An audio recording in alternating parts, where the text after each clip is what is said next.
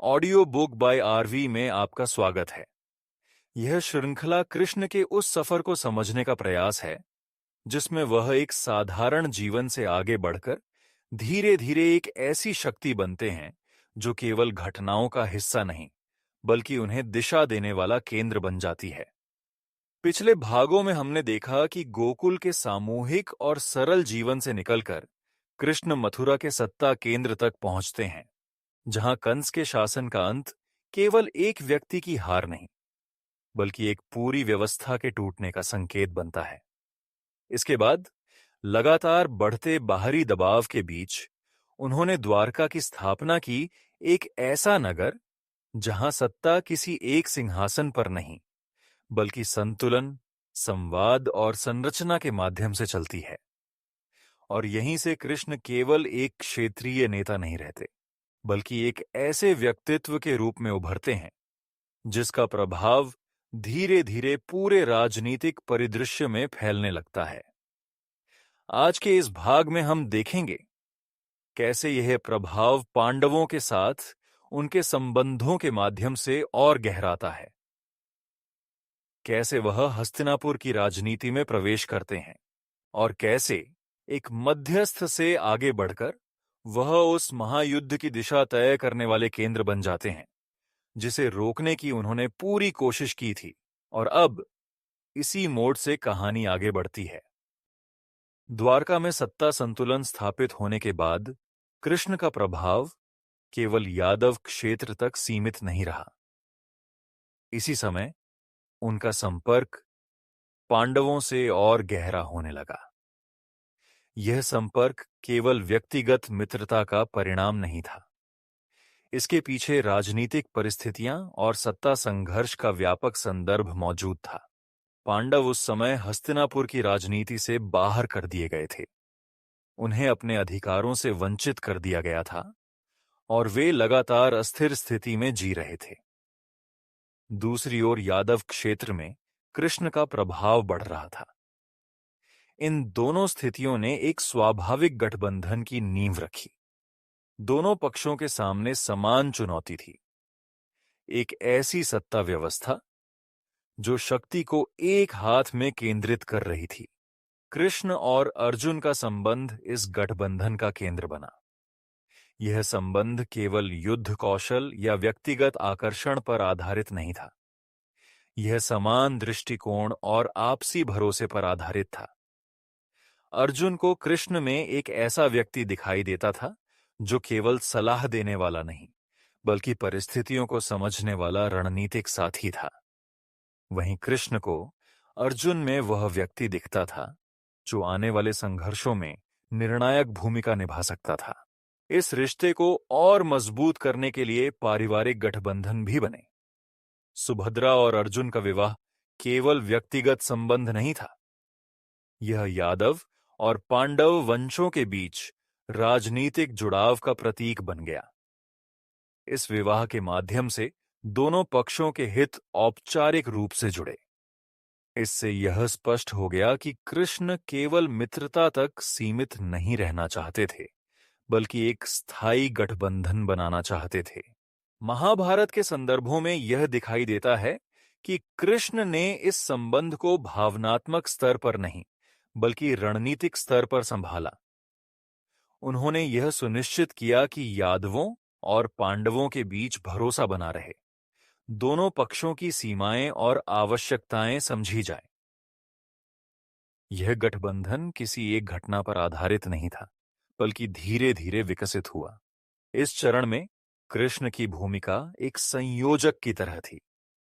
वह यादवों के हितों को सुरक्षित रखते हुए पांडवों के संघर्ष को भी समर्थन दे रहे थे। यह संतुलन आसान नहीं था क्योंकि हस्तिनापुर की राजनीति में सीधे हस्तक्षेप करना खुले टकराव को आमंत्रित करता था। फिर भी कृष्ण ने दूरी बनाकर बैठने का रास्ता नहीं चुना। युगांत जैसी व्याख्याएं इस गठबंधन को केवल धर्म की लड़ाई नहीं मानती, इसे सत्ता संतुलन के पुनर्गठन की प्रक्रिया के रूप में देखा जाता है। पांडवों के साथ खड़ा होना केवल नैतिक पक्ष चुनना नहीं था बल्कि उस व्यवस्था के खिलाफ खड़ा होना था जो एक परिवार और एक सत्ता केंद्र के हाथ में सिमटती जा रही थी। इस गठबंधन के बाद कृष्ण का राजनीतिक दायरा और बढ़ गया। अब वह केवल यादव संघ के नेता नहीं रहे, वह हस्तिनापुर की राजनीति से भी सीधे जुड़े। उनकी उपस्थिति पांडवों के लिए सुरक्षा का संकेत बनी और कौरव पक्ष के लिए एक नई चुनौती। इस समय कृष्ण ने अपनी भूमिका को बहुत सावधानी से निभाया। उन्होंने तुरंत युद्ध की ओर कदम नहीं बढ़ाया। उन्होंने पहले स्थिति को समझा, संबंधों को मजबूत किया और संभावित टकराव के परिणामों का आकलन किया।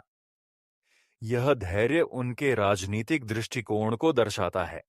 पांडवों के साथ यह गठबंधन आगे चलकर बड़े संघर्षों की नींव बना, लेकिन इस चरण में इसका मुख्य उद्देश्य था समर्थन, सुरक्षा और साझा रणनीति का निर्माण।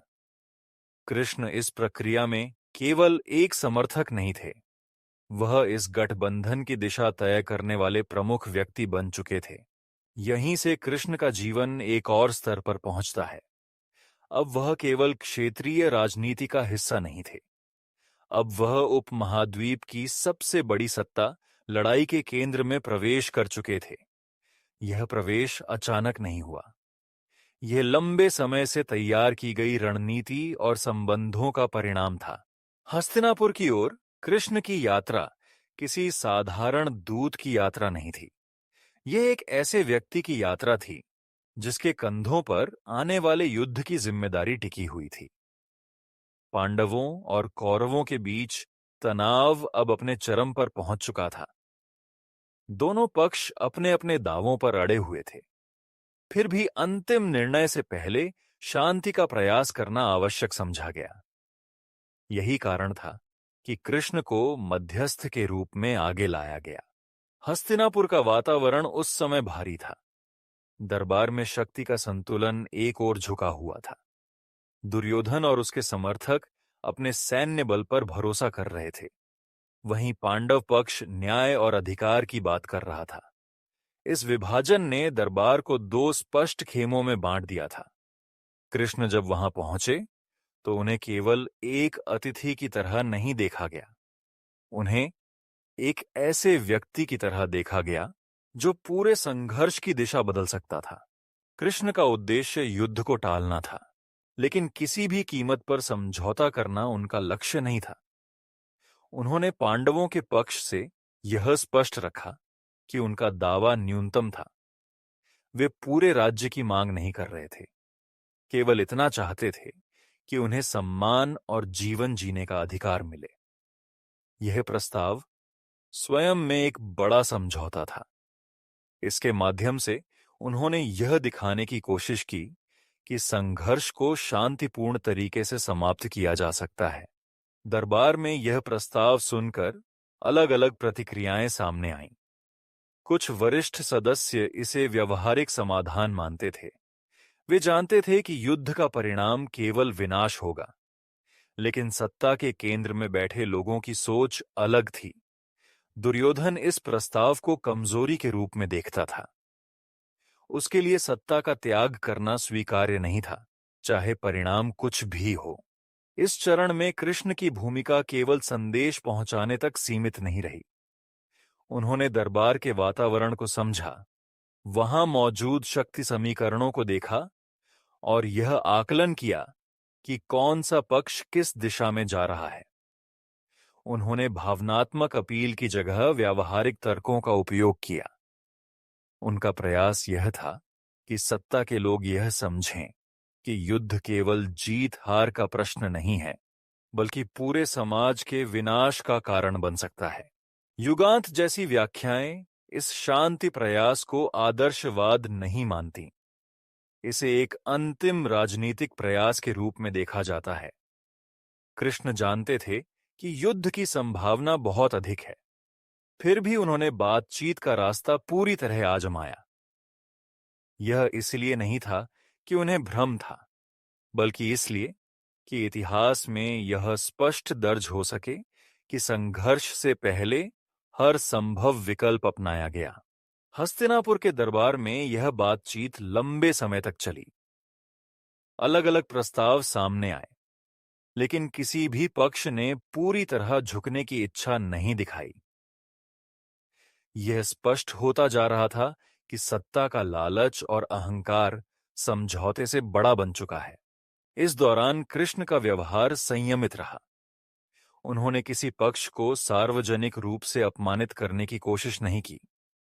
उन्होंने अपनी भाषा और दृष्टिकोण को संतुलित रखा। यह संतुलन उन्हें एक गंभीर मध्यस्थ के रूप में प्रस्तुत करता था, न कि किसी एक पक्ष के प्रचारक के रूप में। अंततः यह स्पष्ट हो गया कि शांति का मार्ग अब बंद हो रहा है। दरबार से निकलते समय स्थिति वैसी नहीं थी जैसी कृष्ण चाहते थे, लेकिन उनका उद्देश्य पूरा हो चुका था। उन्होंने युद्ध से पहले अंतिम प्रयास कर लिया था। अब यह संघर्ष केवल राजनीतिक नहीं रहा। यह उन निर्णयों का परिणाम बनने वाला था जिन्हें बातचीत के माध्यम से बदला नहीं जा सका। हस्तिनापुर से लौटते समय कृष्ण जानते थे कि आगे का रास्ता कठिन होगा। अब उन्हें केवल दूत की भूमिका से बाहर निकलकर रणनीतिक भूमिका में प्रवेश करना होगा। यह वही मोड़ था जहां शांति का अध्याय समाप्त होता है और युद्ध की तैयारी का चरण शुरू होता है। यहीं से कृष्ण की भूमिका और अधिक जटिल बन जाती है। अब वह केवल मध्यस्थ नहीं रह जाते। अब उन्हें उस संघर्ष का हिस्सा बनना होता है जिसे रोकने की उन्होंने पूरी कोशिश की थी। महायुद्ध की तैयारी के समय कृष्ण ने पहले ही यह स्पष्ट कर दिया था कि वह स्वयं हथियार नहीं उठाएंगे। यह निर्णय भावनात्मक नहीं था, यह रणनीतिक था। उन्होंने स्वयं को किसी एक योद्धा की तरह युद्ध में शामिल करने के बजाय एक ऐसे स्थान पर रखा जहां से वे पूरे संघर्ष की दिशा को प्रभावित कर सकें। कृष्ण ने पांडव पक्ष का साथ चुना, लेकिन वह सेनापति या योद्धा की भूमिका में नहीं आए। उन्होंने अर्जुन के रथ का सारथी बनने का निर्णय लिया। यह भूमिका बाहर से देखने पर साधारण लग सकती है, लेकिन युद्ध के मैदान में यह स्थान अत्यंत महत्वपूर्ण था। रथ युद्ध के केंद्र में होता था।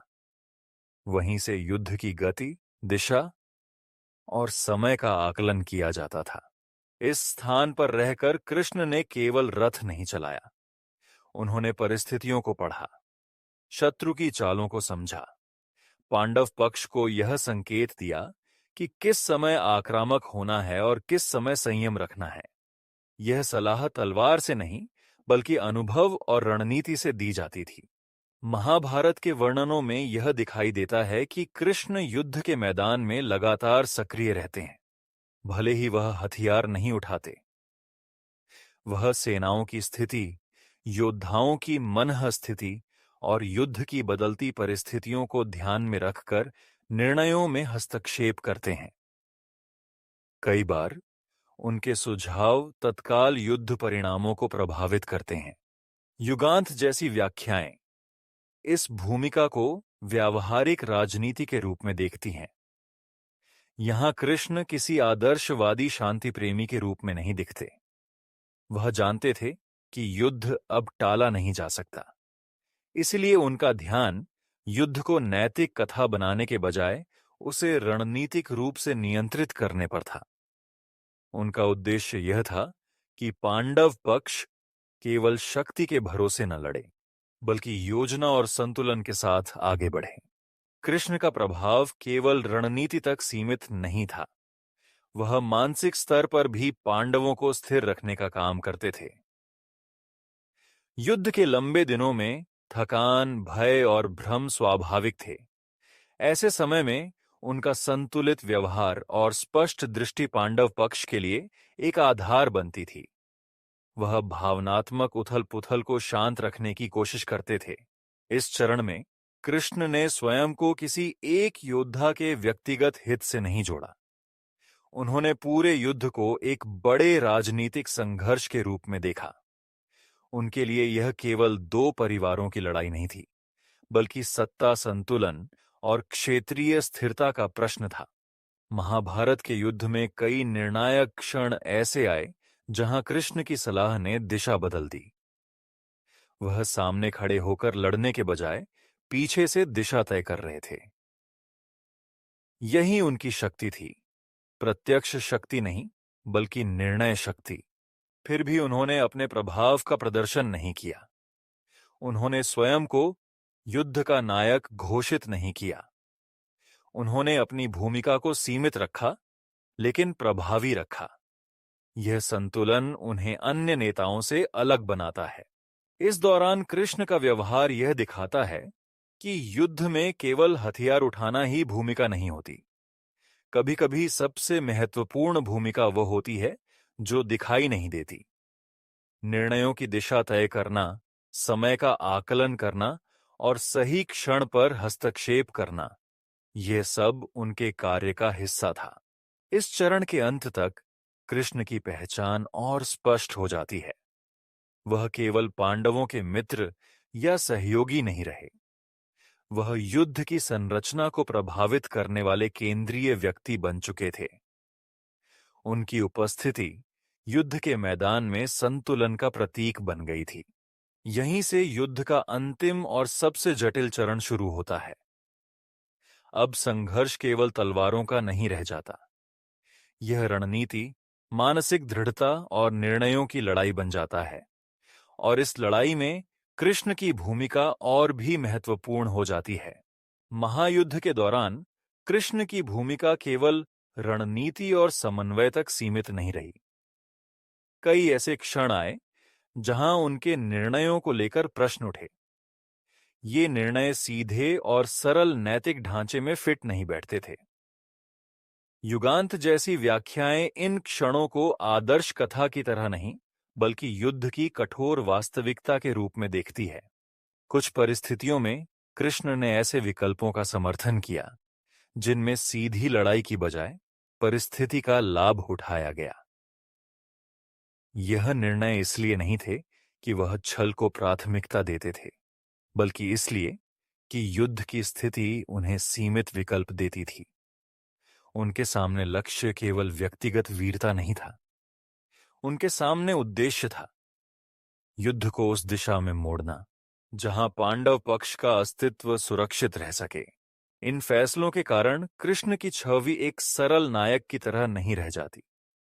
वह एक ऐसे व्यक्ति के रूप में सामने आते हैं जो आदर्श और व्यवहारिकता के बीच संतुलन बनाने की कोशिश कर रहा था।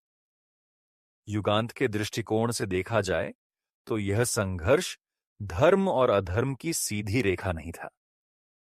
यह शक्ति, अस्तित्व और नियंत्रण का संघर्ष था, जिसमें हर निर्णय किसी न किसी स्तर पर समझौते की मांग करता था।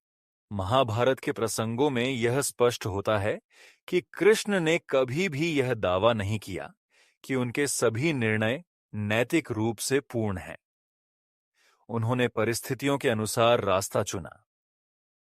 कई बार यह रास्ता आलोचना के योग्य भी था, लेकिन युद्ध की संरचना में यह विकल्प उन्हें आवश्यक प्रतीत होते थे। इस चरण में कृष्ण का व्यवहार यह दिखाता है कि वह युद्ध को भावनात्मक कथा नहीं बनाना चाहते थे। वह इसे एक राजनीतिक और सामाजिक संकट के रूप में देख रहे थे। उनके लिए प्राथमिकता यह थी कि युद्ध के बाद कोई संतुलन बचा रहे, कोई ढांचा खड़ा रह सके। इसके लिए कभी-कभी कठोर निर्णय लेना पड़ता था। यह भी महत्वपूर्ण है कि कृष्ण ने इन फैसलों को व्यक्तिगत लाभ के लिए उपयोग नहीं किया। उन्होंने अपने लिए सत्ता या सम्मान इकट्ठा करने का प्रयास नहीं किया। उनके निर्णयों का केंद्र स्वयं नहीं थे, बल्कि युद्ध की दिशा और उसके परिणाम थे। यह उन्हें साधारण सत्ता लालसी नेताओं से अलग करता है, भले ही उनके तरीकों पर प्रश्न उठाए जा सकते हों। युगांत की व्याख्या में कृष्ण एक ऐसे व्यक्ति के रूप में उभरते हैं जो आदर्श की दुनिया से बाहर आकर वास्तविक राजनीति में काम करता है। यहां वह पूर्ण नायक नहीं है, लेकिन केवल स्वार्थी रणनीतिकार भी नहीं है। वह उस सीमा पर खड़े हैं जहां नैतिकता और आवश्यकता आपस में टकराती है। युद्ध के अंतिम चरणों में यह स्पष्ट हो जाता है कि कृष्ण के फैसलों ने संघर्ष की दिशा को गहराई से प्रभावित किया। यह प्रभाव केवल तत्काल जीत तक सीमित नहीं था। इसने भविष्य की सत्ता संरचना को भी आकार दिया। यहीं पर इस चरण का अंत होता है। कृष्ण का युद्धकालीन व्यक्तित्व पूरी तरह सामने आ जाता है। न तो पूर्ण आदर्शवादी, न ही केवल सत्ता का खेल खेलने वाला व्यक्ति, बल्कि एक ऐसा नेता जो कठिन परिस्थितियों में जटिल फैसले लेने के लिए तैयार था। यहीं से पार्ट 1 का जीवन और राजनीतिक यात्रा वाला अध्याय समाप्त होता है। आगे की कहानी अब केवल घटनाओं की नहीं, बल्कि विचारों और दर्शन की ओर बढ़ने वाली है। आज के इस भाग में हमने देखा कि कृष्ण का सफर केवल एक क्षेत्रीय राजनीति तक सीमित नहीं रहा।